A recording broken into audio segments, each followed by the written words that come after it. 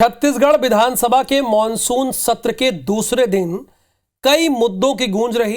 खाद, बीज और बिजली संकट को लेकर विपक्ष ने जमकर हंगामा किया।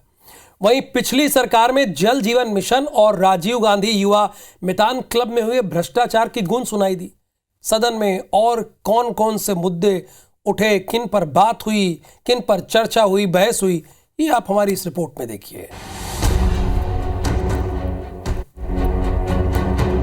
छत्तीसगढ़ विधानसभा के मानसून सत्र के दूसरे दिन खाद, बीज और बिजली संकट को लेकर विपक्ष ने शून्यकाल में स्थगन प्रस्ताव रखा और चर्चा कराने की मांग की। इसके अस्वीकार होने पर विपक्ष ने गर्भगृह में जमकर हंगामा किया, जिसके कारण कार्यवाही भी स्थगित करनी पड़ी।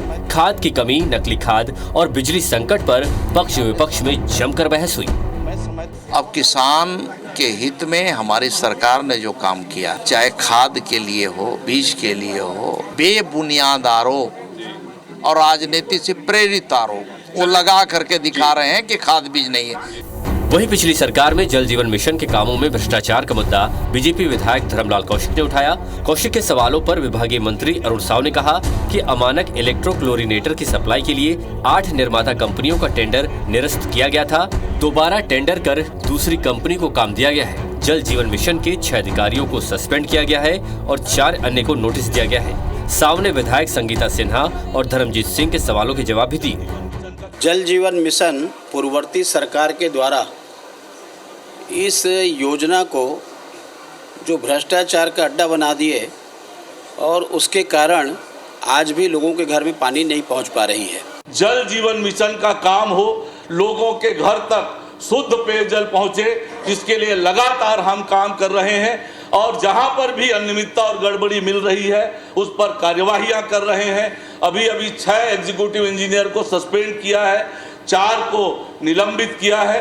कुछ जो ठेकेदार जिनके काम में बहुत विलंब हुआ है उन पर भी कार्यवाहियां प्रस्तावित है। सदन में पिछली सरकार की फ्लैगशिप योजना राजीव गांधी युवा मितान क्लब के भ्रष्टाचार का मुद्दा भी गूंजा।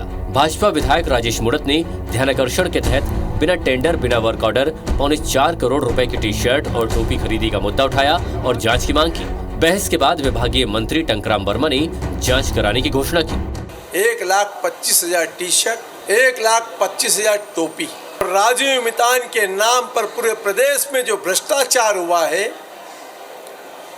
करोड़ों रुपए उनको मिले हैं, अरबों रुपए उनको मिले हैं, लेकिन उसकी ना तो कोई सोशल ऑडिट हुई है, ना उसके ऊपर कभी कोई कार्रवाई की गई है। वहीं प्रधानमंत्री आवास योजना और बस्तर संभाग में पुलों की हालत को लेकर पूर्व सीएम भूपेश बघेल और कवासी लखमा ने सदन में सरकार को जमकर घेरा। जवाब में मंत्री अरुण साव ने बताया कि करीब 20,000 शहरी आवासीन लोगों के लिए डीपीआर केंद्र सरकार को भेजा गया है, मंजूरी के लिए प्रयास किए जा रहे हैं। वहीं पुलों की हालत को लेकर साव ने कहा कि टेंडर इसलिए निरस्त करने पड़े क्योंकि ठेकेदार समय पर काम पूरा नहीं कर रहे थे। दोबारा टेंडर कर काम शुरू कराया जाएगा।